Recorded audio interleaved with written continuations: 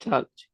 अच्छा, तो आज हम करते हैं वही सेक्शन 1, 2 और 4 के बारे में हम बात करेंगे। तो उसी के हम पेपर 1 सेक्शन ए के बारे में बात करते हैं, ठीक है। तो जो आपका पेपर 1 होता है, वो पहले मैं आपको बिल्कुल ही बेसिक गाइड कर दूं। जो आपका पेपर 1 होता है एएस बिजनेस का, वहां पे आपके पास सिर्फ है 1 आवर 15 मिनट्स बस, ठीक है। और 40 मार्क्स का पेपर है आपका। और इसमें मोर एंड लेस 35 से 36 पे आपका ए होता है। मतलब यहाँ पे आपके पास गलती का मार्जिन तो है ही नहीं, ठीक है। अच्छा, जो सेक्शन ए है ना, वहां पे आपको पूरी कोशिश करनी है कि आपको वहां पे पूरे मार्क्स लेने, ठीक है। क्योंकि यहाँ पे आपके पास छोटी छोटी चीजें आती हैं जिसमें आप गलती नहीं कर सकते अगर आपको ए लाना है तो, ठीक है।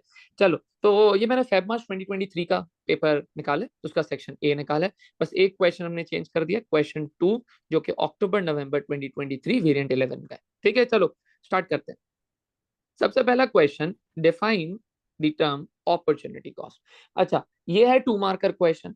अच्छा, 2 मार्कर क्वेश्चन में डायरेक्ट जो 2 मार्क्स होते हैं वो नॉलेज के होते हैं। अब नॉलेज क्या है भाई? जो आप नोट से, गूगल से, ठीक है, जो भी क्लासेस से आप लर्न करके जाते हो, समझ के जाते हो, ठीक है, आपको बस याद रह जाती है। इसमें डेफिनेशन में आपको देखो 2 मार्क्स है। बच्चे अक्सर मैंने देखा है कि डेफिनेशन में सिर्फ एक पॉइंट लिख देते हैं, तो वहां पे आपको 1 मार्क्स मिलता है। तो यहाँ पे जैसे है define the term opportunity cost, तो यहाँ पे आप अपॉर्चुनिटी कॉस्ट को आपको डिफाइन करना है, तो 2 बातें लिखनी पड़ेंगी। तो 2 बातें क्या होंगी देखते हैं।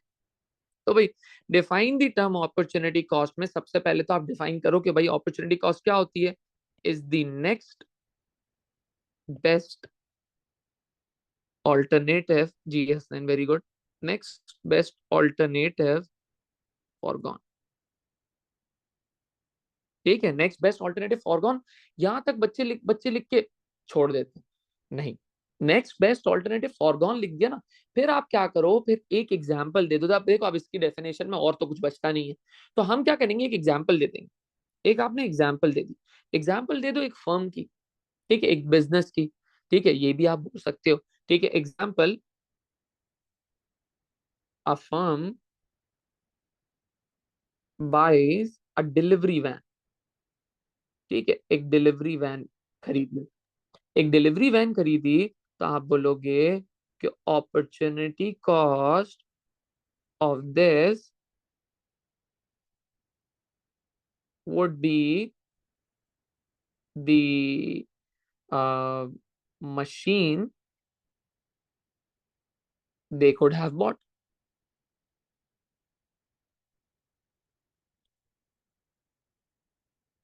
डायग्राम, डायग्राम कौन सी अपॉर्चुनिटी कॉस्ट की? नहीं, is the next best alternative foregone और एक एग्जांपल दे दी, आपको मार्क्स मिल गए 2। अब नेक्स्ट बेस्ट ऑल्टरनेटिव फॉरगॉन पे नहीं छोड़ना है भाई आपको, आपको क्या देना है भाई, एक एग्जांपल भी दे देनी, तो 2 मार्क्स आपको मिल जाएंगे। इस तरीके से आप 2 मार्क्स एग्जामिनर से लेकर आ जाओगे, ठीक है। यहाँ पे ये वो सेक्शन ये है जहाँ पे आपको पूरे मार्क्स चाहिए, आप गलती नहीं कर सकते भाई, यहाँ पे कोई गलती नहीं कर सकते। क्योंकि वो जो 12 मार्क वाला सवाल होता है ना सेक्शन बी में, उसमें भाई मार्क्स कटते हैं, ठीक है। वो इवैल्यूएशन वाला पार्ट भी होता है, फिर थोड़ा सा डिफिकल्ट होता है, बच्चे वहां पे घबरा जाते हैं। और फिर सबसे एंड में आता है तो बच्चे फिर भी वो थोड़ा सा मसला करते हैं। तो भाई आपको ये अपने चांसेस ऑफ एरर को कम करते जाना है, तो सेक्शन ए में पूरे लेने हैं 20 में से 20, ठीक है। चल, और इसको जल्दी जल्दी करना है, ऐसा नहीं आप इस पर बहुत ज्यादा टाइम लगा दो, फौरन करना है इसको। इसको आप समझो, इसको 20 मार्क्स का है, इसको 30 मिनट्स में आप खत्म कर लो, ठीक है। 30 मिनट्स में आप खत्म करोगे ना, तो आपके पास 45 मिनट्स बचेंगे सेक्शन बी के लिए, वो मोर देन इनफ होंगे, ठीक है। ये आपको लाजमी करना है। 1 आवर 15 मिनट्स में 30 मिनट्स इसमें लगाने हैं। मतलब हर क्वेश्चन, जैसे कि 20 मार्क्स का हो गया ना सेक्शन है, तो आपको 30 मिनट्स लगाने हैं। इसका मतलब हर क्वेश्चन के लिए, जैसे 2 मार्क का क्वेश्चन है, तो आपको इसके लिए 3.5 मिनट्स मिलेंगे बस। 3 मार्क्स का है तो आप समझ लो इसके लिए आपके पास 4.5 मिनट्स हैं। 5 मार्कर है उसके लिए आपके पास 7.5 मिनट्स है बस। इस तरह आपको, इससे ज्यादा नहीं लगाना। 2 मार्कर को फटाफट फारिग करना है। 3 मार्क्स वाले को भी चलो, उसमें तो एप्लीकेशन है, उसमें थोड़ा सा टाइम लगा लेना, लेकिन 3 मार्कर को आपको कितनी देर में कर देना है? टू बी एग्जैक्ट 4.5 मिनट्स, इससे ऊपर नहीं लगाना वरना पेपर रह जाएगा। चलो भाई, explain one quality and entrepreneur needs for business success.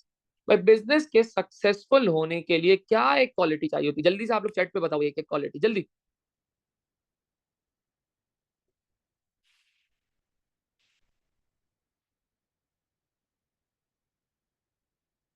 हाँ भाई क्वालिटी बताओ, रिस्क टेकर ठीक है जरील, और भाई इनोवेटिव ठीक है भाई, बाकी बाकी बाकी एक करेक्टरिस्टिक, एक क्वालिटी उसकी एंटरप्रेन्योर की, रिस्क टेकिंग ठीक है सही है। और भाई बिजनेस सक्सेसफुल होने के लिए क्या जरूरी है, इंटरप्राइज सही ठीक है। एलॉन मस्क में लीडरशिप, क्या है भाई, leadership skills. Leadership, chat chat chat chat, leadership ठीक है, और लीडरशिप हो गई,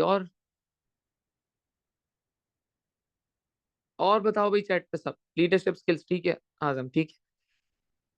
और भाई उसको क्या होना चाहिए भाई, affective communicator, risk taking ability ठीक है, अफेक्टिव कम्युनिकेटर होना चाहिए ठीक है, क्रिएटिव होना चाहिए, वेरी गुड ठीक है।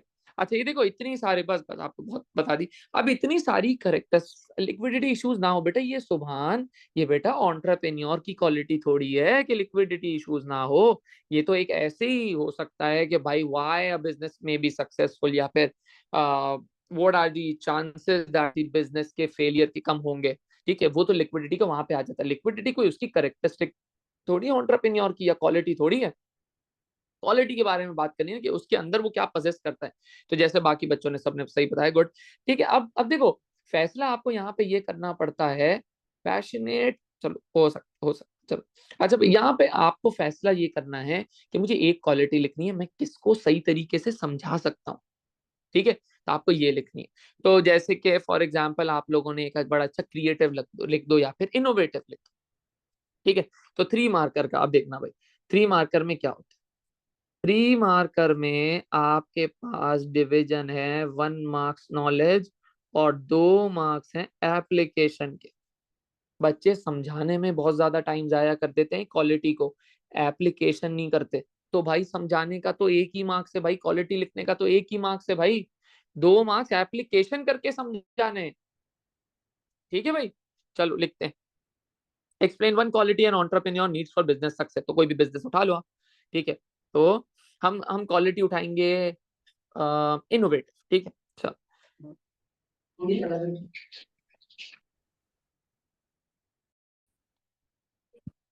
चलो तो भाई one quality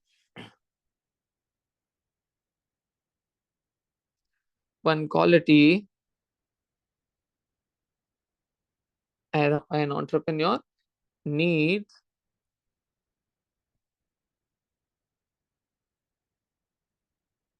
for business success is being innovative.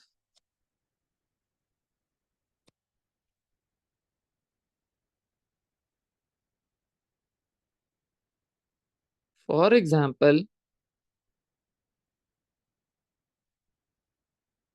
if the person is starting a car manufacturing business,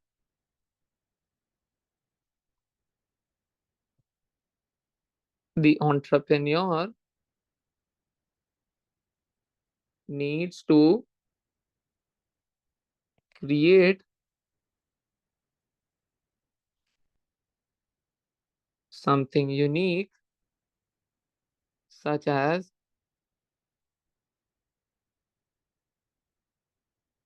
driverless car, ठीक है। तो कुछ और यूनिक क्या हो सकता है भाई गाड़ी के बिजनेस में, और क्या हो सकता है, सच एज ड्राइवरलेस कार, और क्या हो सकता है, ड्राइवरलेस कार्स के साथ और क्या हो सकता है भाई उसके अंदर, एंटरप्रेन्योर क्या गाड़ियों में ला सकता है। चलो सेल्फ पार्किंग और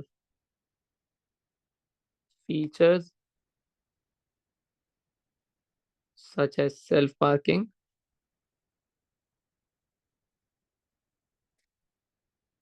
which would differentiate them from the competitors।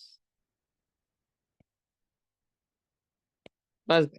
तो आपने क्वालिटी लिख दी भाई, इनोवेटिव होना चाहिए, फिर उस क्वालिटी को समझाया लेकिन एप्लीकेशन करते हुए।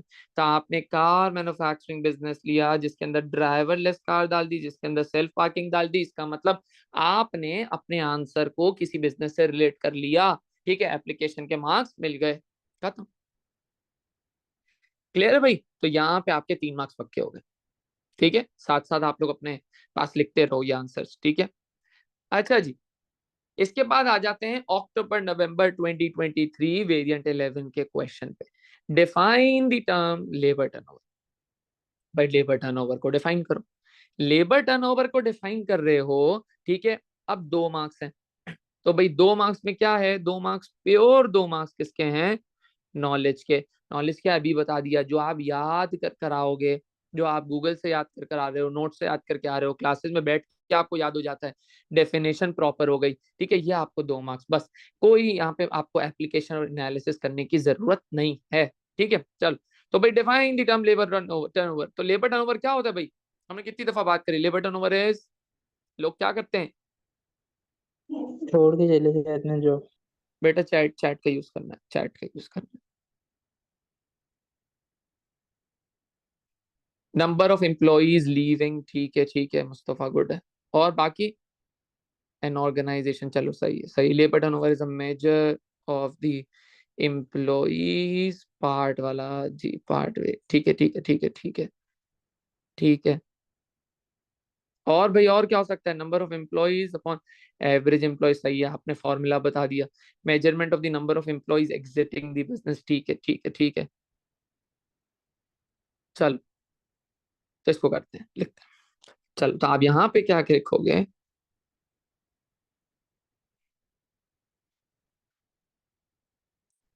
और ने भी बताया, ठीक है। The number of people leaving job each year, very good. Year का बड़ा इम्पैक्ट है, ठीक है, ईयर का बड़ी इंपॉर्टेंट, ठीक है। Number of employees leaving the business, ठीक है ठीक है। अच्छा जी, जो अब देखो आप लोग सबने सही बोला, लेकिन हिना ने जो बात करी ईयर वाली, वो आपको लिखना है। फिर जो जो तालिब ने बात करी है वहां पे कौन सी वाली, फॉर्मूले वाली, वो भी आप कर सकते हो। तो जब भी ऐसी कोई बात आ जाए जहां पे ना लेबर टर्नओवर है, या फिर कोई कैलकुलेशन वाला जो पार्ट है, जैसे मार्केट शेयर आ जाता है, वहां फॉर्मूला भी लिख दोगे तो काम चल जाता है, ठीक है। तो आप डिफाइन करो छोटे से, और है ना एक फॉर्मूला लिख दो, तो आपका chances of getting 2 marks high हो जाते हैं, ठीक है। चलो, तो define the term labour turnover, तो आप बोलोगे it is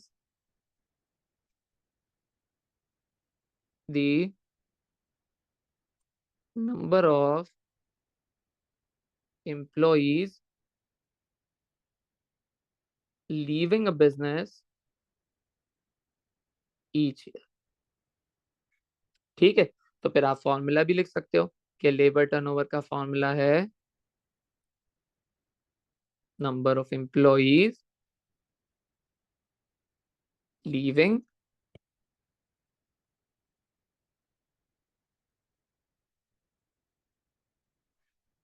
ठीक है, अपॉन क्या भाई, average number of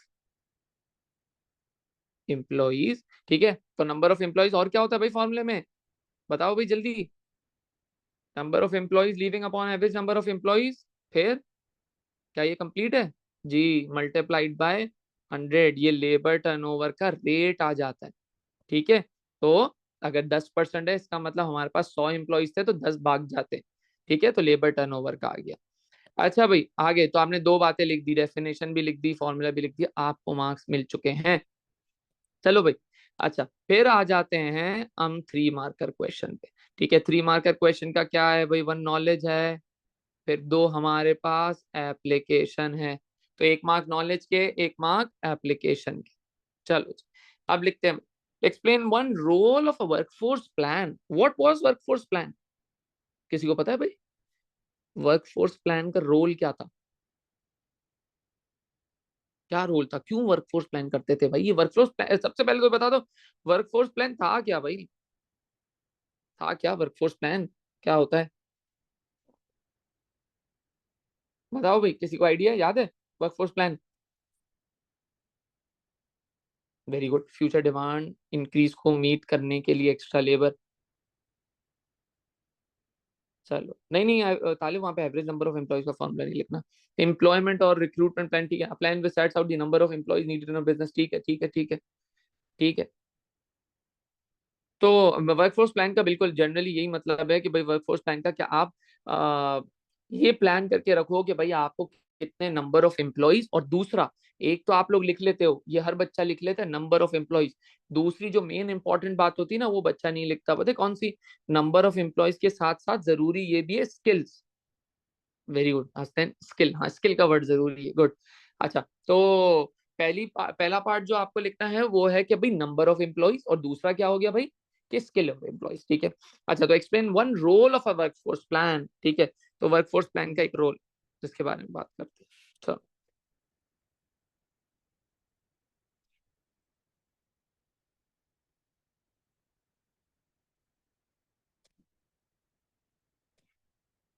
one role of a workforce plan or a restaurant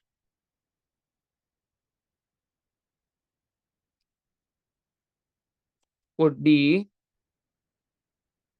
that they would be able to identify how many chefs or waiters would be needed, and of which skills. For example,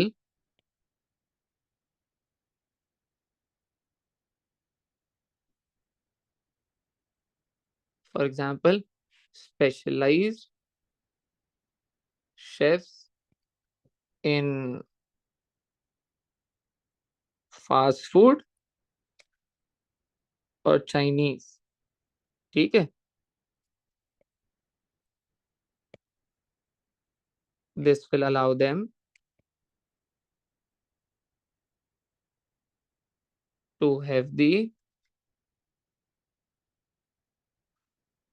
right employees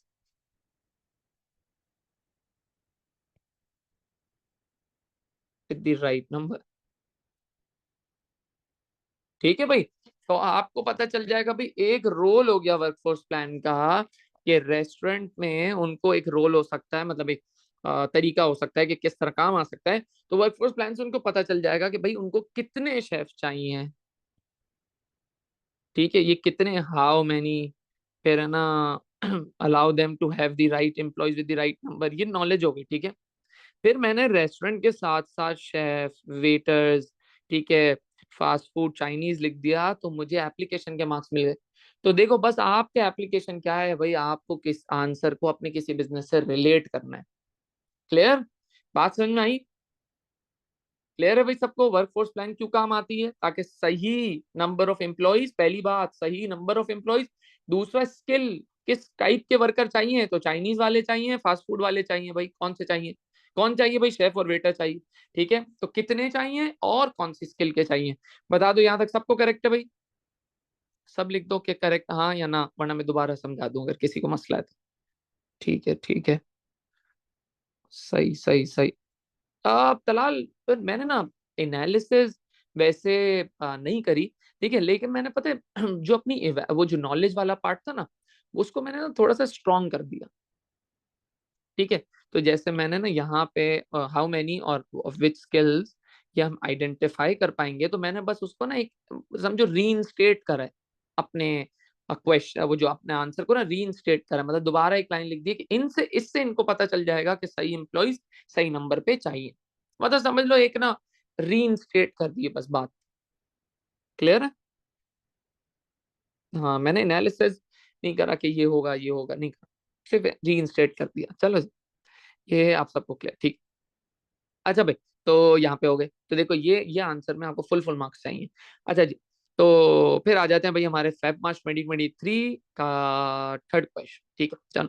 define the term induction training, चलो भाई बताओ, what is induction training? भाई induction training क्या होती है भाई? 2 mark है, 2 mark में 2 मार्क नॉलेज के हैं, पूरी आपको डेफिनेशन लिखनी, कोई एप्लीकेशन, कोई एनालिसिस, कुछ भी नहीं करना। बताओ भाई क्या होती है induction training? Introduction training, good है, आप लोगों को याद है, गुड गुड। इंट्रोडक्शन ट्रेनिंग, और बताओ भाई। Training by introducing the employees, ठीक है ठीक है ठीक है, और a short introduction of office in starting days. अच्छा सही, चलो गुड गुड। और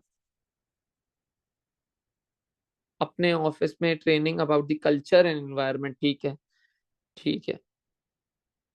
ट्रेनिंग ऑफ न्यू एम्प्लॉयज, बेटा नहीं हंसना है, ये ट्रेनिंग ऑफ न्यू एम्प्लॉयज नहीं। ट्रेनिंग ऑफ न्यू एम्प्लॉयज तो भाई इंडक्शन भी हो सकती है, ये वो ऑन दी जॉब भी हो सकती है, ऑफ दी जॉब भी हो सकती है। ये नहीं लिख सकते कि भाई वो के ये ओनली न्यू एम्प्लॉयज के लिए। न्यू एम्प्लॉयज के लिए तो वो इंडक्शन और वो भी हो सकती है, making them familiar about the business. ठीक ठीक है, तो मोर एंड लेस आपने सही सब सब आप लोगों ने इन्फॉर्मेशन दे दी। बस आपको ख्याल रखना है कि भाई इंफॉर्मेशन 1 मार्क की नहीं हो बस। हाँ ठीक है, तो आप लोग लिखोगे कि भाई इंडक्शन ट्रेनिंग 2 मार्क की है, तो आप बोलोगे ये है इंट्रोडक्शन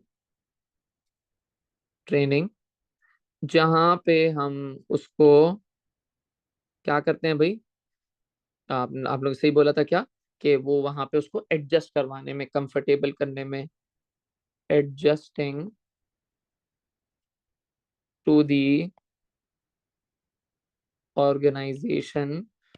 फिर आप लिखोगे भाई ये अर्ली डेज में होती है, ठीक है, 1 से 3 दिन की हो जाएगी। अच्छा फिर आप इसमें ना, इसमें क्या सिखाते हो वो भी लिख देना कि भाई किस चीज की ट्रेनिंग दोगे, तो आप बता दोगे हेल्थ एंड सेफ्टी, ठीक है। फिर कल्चर के बारे में बताते हो, ठीक है। आप ना इसको ऑर्गेनाइजेशनल स्ट्रक्चर के बारे में बताते हो। तो इस तरह आपको लिखना है, ठीक है। तो एक कंप्लीट पता चल जाए कि भाई ये होता क्या है, ठीक है। तो ये आपको लिखना है कि भाई कंप्लीट एक चीज पता चल जाए कि इंडक्शन ट्रेनिंग क्या है। चलो जी, ये तो हो गया आपका। आगे भाई, explain one benefit to a business of training its employees. एक बेनिफिट बताना है, एक बेनिफिट। अक्सर मैंने बच्चों को देखा है भाई, वो ये करते हैं, उनको इतना आसान सवाल मिलता है। देख हसन, पहले सुनना मेरी बात। ट्रेनिंग इट्स एम्प्लॉइज लिखा, उन बच्चों ने देखा भाई ट्रेनिंग इट्स एम्प्लॉइज, अबे भाई ये तो बेनिफिट बिल्कुल याद है यार, सब याद है, ये तो हम सारा लिख देंगे। बच्चे एक से ज्यादा लिख देते हैं, वहां पे वर्ड यूज कर देते हैं फर्स्टली और सेकेंडली। अरे भाई क्यों, जब वो बोल रहा है एक बेनिफिट बताओ, तो आप क्यों बता रहे हो दो। तो एक बेनिफिट बताना है बस, और उसके साथ साथ आपको एप्लीकेशन कर लेनी है, बस ये करना है भाई, दो दो नहीं बता देना। बच्चे लिख देते हैं benefit of training its employees would be that they would be motivated and they would be loyal to the business. भाई ये एंड का वर्ड क्यों यूज करा आपने, यहाँ पे दो नहीं लिखना है, एक ही लिखना है। याद रखना, ही हमेशा गलती नहीं कर देना भाई। यहाँ पे दूसरा लिखने के मार्क्स नहीं है, एप्लीकेशन लिखने के मार्क्स है। तो भाई 3 मार्कर का ये आपका दोबारा क्वेश्चन आ गया। 1 मार्क्स है नॉलेज, 2 मार्क्स है एप्लीकेशन, ठीक है। अच्छा, तो explain one benefit of training its employee. चलो भाई बताओ आप लोग, ट्रेनिंग देने का क्या फायदा। सही, नो वेस्टेज, ठीक है। मोटिवेट, ठीक है। कोऑर्डिनेशन, ठीक है। लेस वेस्टेज, ठीक है। इंप्रूव्ड एफिशिएंसी, ठीक है। इंक्रीज इन प्रोडक्टिविटी, ठीक है। सही है। लॉयल्टी, ठीक है ठीक है ठीक है। लॉयल्टी वाला सही है, आ गया। लेबर टर्नओवर भी कम हो सकता है, सही, लेबर टर्नओवर कम हो जाएगा। लॉयल्टी, ठीक है उस्मान, लेबर टर्नओवर का भी लिख सकते हो, वो छोड़ के नहीं जाएगा आपको। चलो, अच्छा भाई, तो इसको करते भाई बी वाले को, ठीक है। तो 3B ना, एक्सप्लेन वन बेनिफिट हुआ business of training its employees.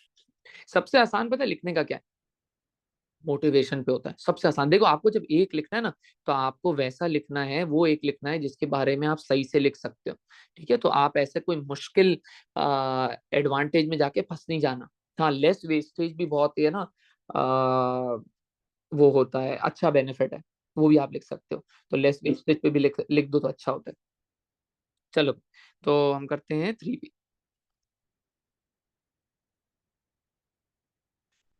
चलो, तो 1 mark knowledge, 2 marks application. 1 benefit to a cloth, to a cloth manufacturer, या फिर clothes manufacturer. 1 benefit to a cloth manufacturer of providing training to its. To its कौन भाई, वहां पे कौन होते हैं कि वो क्लोथ मैन्युफैक्चर में कौन काम करता है? कौन काम करता है भाई? टेलर काम करता होगा। हाँ, टू एट्स टेलर्स। और कौन हो सकता है, कोई और हो सकता है इसके अंदर? चलो डिजाइनर, वेरी गुड। लेकिन डिजाइनर वेस्टेज, वेस्टेज वाला नहीं पार्ट लिखेंगे ना, वेस्टेज डिजाइनर, हमें तो वेस्टेज लिखना है ना अंजिला। तो डिजाइनर क्या वेस्टेज कर देगा? हाँ, टाइम की वेस्टेज कर सकता है, लेकिन हम यहाँ पे थोड़ा सा लिखना चाह रहे हैं वो वाला, क्लोथ्स की वेस्टेज का।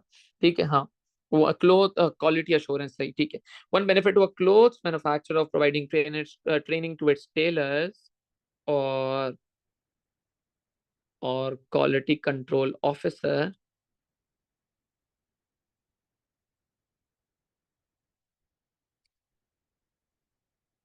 would be that they would ensure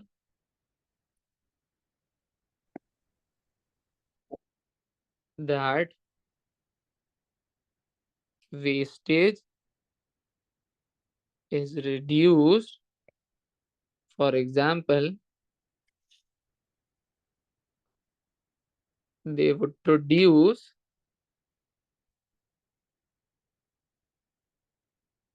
same number of shirts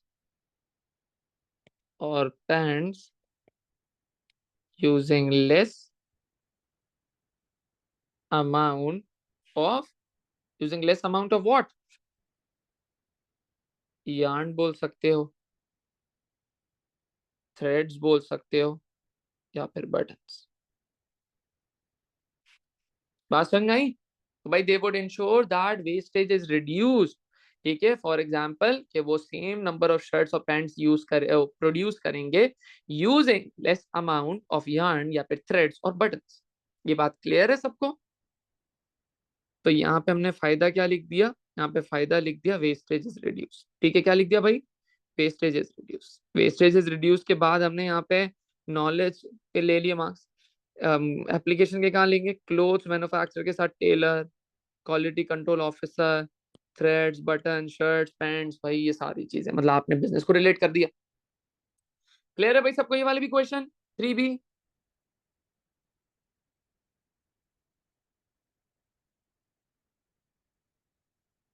clear है सबको?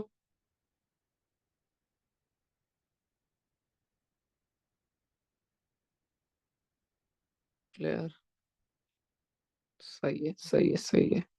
बाकी बाकी बाकी बच्चों बताओ। सही है। और बाकी?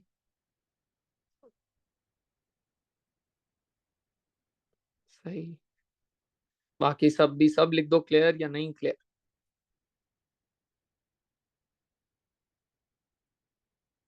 वाह ताले बेटा।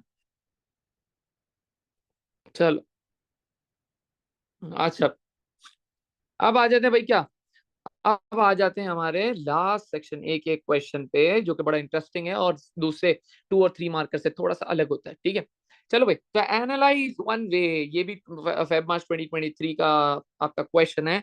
तो analyse one way a business might raise productivity levels. ठीक है, तो भाई किस तरीके से बिजनेस प्रोडक्टिविटी लेवल बढ़ा सकता है? तो सबसे पहले प्रोडक्टिविटी लेवल समझे। प्रोडक्टिविटी लेवल का मतलब है क्या भाई? कम टाइम में ज्यादा प्रोड्यूस, प्रोडक्टिविटी बढ़ेगी ना, इसी तरह कम टाइम में ज्यादा प्रोड्यूस। प्रोडक्टिविटी लेवल मतलब एक लेबर कितना बना रहा है। ठीक है, हाँ, पर लेबर पर आवर। ठीक है, गुड तालिब। अच्छा, तो ये 5 मार्कर क्वेश्चन। 5 मार्कर क्वेश्चन में आप ये देखो कि 3 मार्कर से कितने मार्क्स ज्यादा हैं? 2 मार्क्स। तो अब देखो, इसका पूरा फॉर्मेट 3 मार्कर है प्लस 2 मार्कर है। अच्छा, प्लस 2 मार्कर मतलब 2 मार्क एडिशनल। 1 मार्क आपके पास नॉलेज के हैं जो 3 मार्कर में था। 2 मार्क्स एप्लीकेशन के अंदर, 2 मार्क्स एप्लीकेशन है जो 3 मार्कर के अंदर था। लेकिन यहाँ पे ना एक्सप्लेन की जगह वर्ड चेंज हो गया। वर्ड चेंज करके क्या लिख दिया भाई? एनालाइज। तो यहाँ पे एनालिसिस के मार्क्स भी ऐड हो गए। तो 2 मार्क जो एडिशनल है ना, वो 2 मार्क्स एनालिसिस के हैं। किसके हैं भाई? एनालिसिस। तो 1 मार्क नॉलेज का हो गया, 2 मार्क एप्लीकेशन के हो गए, 2 मार्क्स एनालिसिस के हो गए। ठीक है भाई, चलो। तो analyse one way a business might raise productivity levels. तो भाई प्रोडक्टिविटी लेवल कैसे बढ़ेगा? चलो भाई आप लोग बताओ, प्रोडक्टिविटी कैसे एक लेबर ज्यादा बना लेगा? We can say one of the main motivation driver, then relate with that. नहीं, मोटिवेशन, अच्छा चलो, तो आप मोटिवेशन आप बोल सकते हो कि यार आ,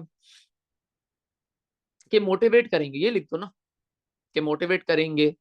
या आप ये लिख सकते हो फॉर एग्जाम्पल कि अगर हम मोटिवेट कर रहे हैं उसको पैसे ज्यादा दे के हो सकता है।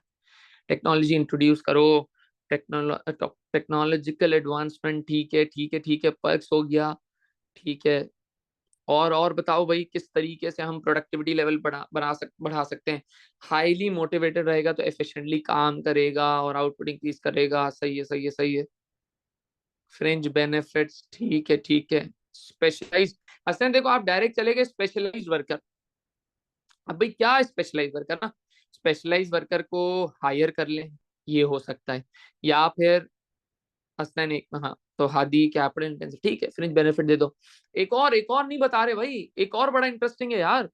Employ of the month type award introduce कर दो, ठीक है तलाल, ठीक है। अच्छा भाई, one way of increasing productivity would be to give bonuses to employees which would motivate them to productivity category और manufacture of goods and services, ठीक है। लेकिन आजम भाई एप्लीकेशन में से Talib team work very good, Abdul Subhan ठीक है भाई, ग्रुप बना दो, very good very good very good, ठीक है। टारगेट्स दे दो, मतलब अचीवमेंट वाली मोटिवेशन दे दो आदि, ठीक है। पर पीस वाला रेट दे दो। एक और बस आप लोग ने मिस कर दिया सबने, एक एक, ट्रेनिंग। ट्रेनिंग दो भाई, ट्रेनिंग भी तो देके आप प्रोडक्टिविटी बढ़ा सकते हो ना, ठीक है। अब देखो इतने सारे आप लोगों ने बता दी, ठीक है, इतने सारे आप लोगों ने बताए, बहुत सारे आ गए यहाँ पे ना हमारे पास कि एक तरीका, ठीक है। अब आपको ये सोचना है कि भाई ये कौन सा तरीका है जिसके बारे में मैं 5 मार्क का लिख सकता हूँ। ये आपको सोचना है कि मैं नॉलेज तो लिख दी एक वे, 2 मार्क्स मुझे एप्लीकेशन के लिए भी लेने, 2 मार्क्स मुझे एनालिसिस के लिए भी लेने। तो भाई मुझे ये देखना पड़ेगा कि किसके बारे में मैं ज्यादा लिख सकता हूँ, ठीक है। तो ये आपको देखना है। ट्रेनिंग पे चलो हाँ लिख सकते हैं, ट्रेनिंग पे लिख सकते हैं। सर ट्रेनिंग ऑलरेडी मेंशन्ड है पेपर में तो मार्क्स कम नहीं भाई, क्यों मार्क्स कम मिलेंगे? हमने थोड़ी उससे बोला था कि लिख के दो, उसने खुद लिख के दिया, ठीक है, हमारा क्या कसूर? ठीक है, वो मसला नहीं है ज्यादा, इसमें मसला नहीं, ठीक है। ट्रेनिंग पे लिखेंगे, ठीक है। ये चलो ट्रेनिंग से मोटिवेशन तक ले जाएंगे, हाँ वेरी गुड दाऊद। ये एनालिसिस हमें अच्छी कर सकते हैं हम लोग इस पे, ट्रेनिंग पे। लेकिन भाई ट्रेनिंग से हमें जाना है प्रोडक्टिविटी पे, ये नहीं समझ लेना, प्रोडक्टिविटी पे जाना है, ये याद रखना। चलो भाई, तो 4 मार्कर पे आ जाते हैं। एनालिसिस 4 नहीं, सॉरी, क्वेश्चन नंबर 4 जो कि 5 मार्कर है, ठीक है। तो 5 मार्क, ठीक है। तो 1 mark knowledge, 2 mark application, 2 mark analysis. तो भाई एक वे जिस तरीके से बिजनेस अपने प्रोडक्टिविटी लेवल बढ़ा सकता है इज बाय ट्रेनिंग, या फिर मोटिवेशन पे भी बहुत लिख सकते हो, ठीक है। चल, इफ प्रोडक्टिविटी, अब देखो प्रोडक्टिविटी सिर्फ किसके लिए एप्लीकेबल है, किस बिजनेस के लिए एप्लीकेबल है? सेकेंडरी सेक्टर वाले के लिए, मैन्युफैक्चरिंग वाले में। अब अगर आपने ये लिख दिया कि भाई बैंक एम्प्लॉय है, बैंक एम्प्लॉय की प्रोडक्टिविटी बढ़ा रहे हैं, या फिर मैनेजर है उसकी प्रोडक्टिविटी बढ़ा रहे हैं, तो भाई मैनेजर तो कोई प्रोड्यूस ही नहीं करता, प्रोडक्टिविटी लेवल मेजर किसके होंगे भाई? उसके मेजर होंगे जो कि कुछ प्रोड्यूस करता है। तो भाई ख्याल रखना, यहाँ पे बच्चे भी गलत एप्लीकेशन कर कर आ जाते हैं। पता तो होता है एप्लीकेशन करनी है लेकिन बैंक लिख दिया। अबे भाई बैंक में प्रोडक्शन ही नहीं हो रही भाई, प्रोडक्शन बिजनेस के बारे में लिख दो ना, ठीक है। तो कोई भी बिजनेस उठा लो, तो कॉफी शॉप भी नहीं लिख देना। तो कॉफी शॉप में चलो वो शेफ वगैरह होगा, कोई बनाने के लिए होगा, ठीक है, वहां पे नहीं। Manufacturing business would be the safest आपका ऑप्शन, ठीक है। तो कौन सा बिजनेस लिख दे भाई बताओ?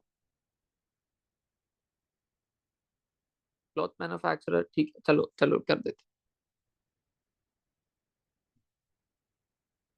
नहीं तालिब, लेकिन डायरेक्टली नहीं लिख सकते, डायरेक्टली नहीं लिखेंगे तालिब, मैन की प्रोडक्टिविटी पे बात नहीं। अच्छा तो कार, चल, हाँ कार लिख सकते हैं, क्लॉथ मैन्युफैक्चरिंग लिख सकते हैं, मोबाइल मैन्युफैक्चरर लिख सकते हैं, वो सारी चीजें लिख सकते हैं। चलो, इफ आप बोलोगे, इफ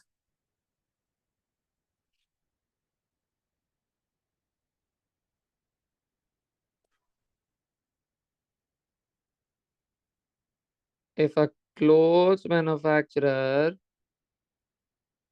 वुड प्रोवाइड, या फिर इफ क्या क्वेश्चन था, एक minute, question one way productivity level, if a cloth manufacturer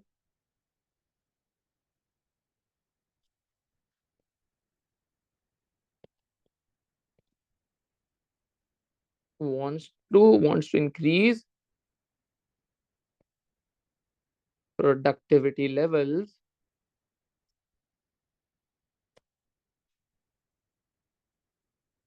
of their tailors,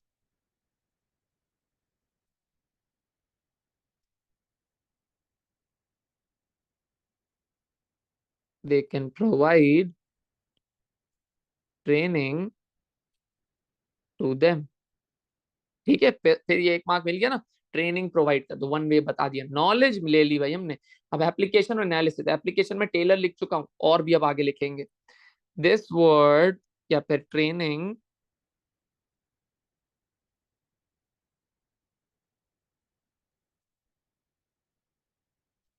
would allow the tailor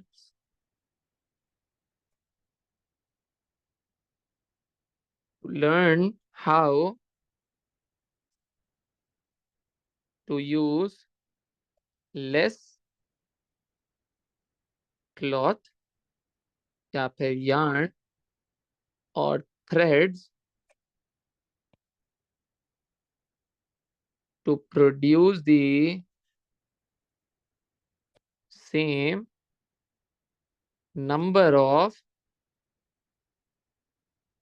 shirts or sweaters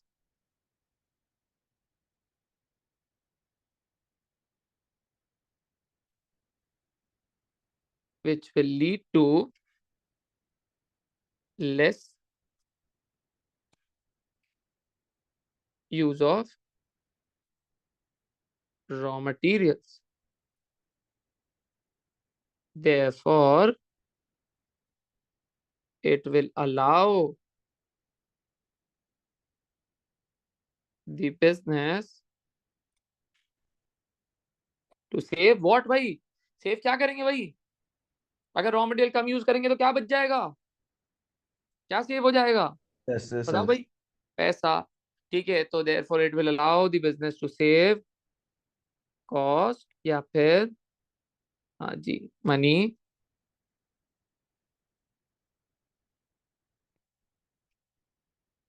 which will result in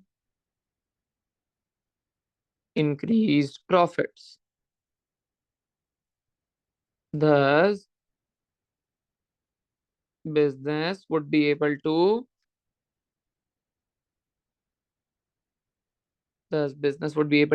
expand. तो भाई यहाँ पे एक मार्क नॉलेज का कहा लिया कि ट्रेनिंग प्रोवाइड कर दो, नॉलेज हो गई, ट्रेनिंग प्रोवाइड करी, उसके बाद मैंने टेलर्स लिखा, क्लॉथ लिखा, यार्न लिखा, थ्रेड्स लिखा, ठीक है, शर्ट्स लिखा, स्वेटर लिखा। एग्जामिनर समझ गया, रॉ मटेरियल भी यहाँ पे लिख दिया, एग्जामिनर समझ गया कि भाई ये बच्चा एप्लीकेशन कर रहा है, ये बिजनेस को रेफर कर रहा है, उसके हिसाब से आंसर लिख रहा है।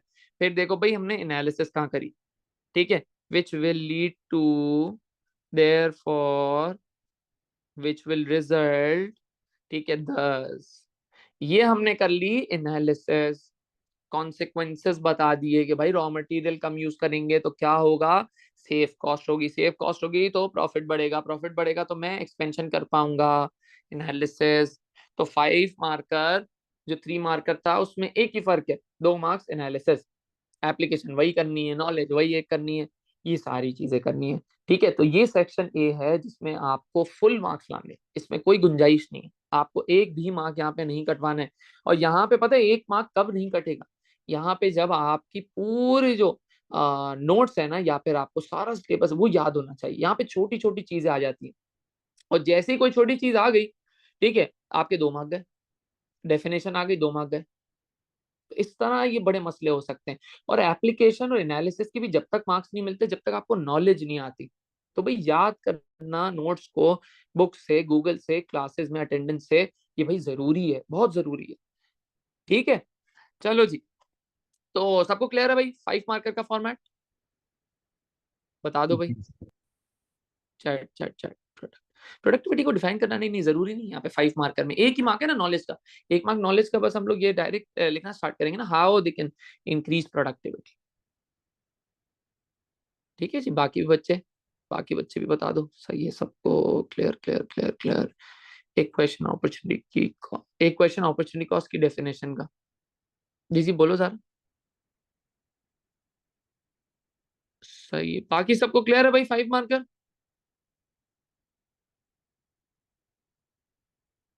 ठीक है, चलो भाई। तो ये हमने कर दिया भाई। डायग्राम कौन सी अपॉर्चुनिटी कॉस्ट की डायग्राम? डायग्राम कहाँ होती है अपॉर्चुनिटी कॉस्ट की कोई?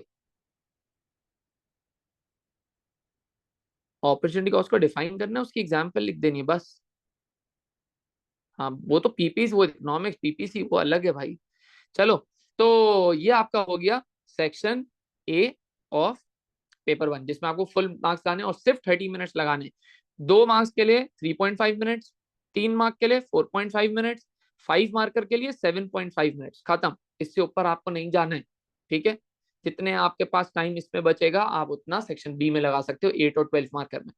ठीक है, तो this is how you do section A of paper 1 as business.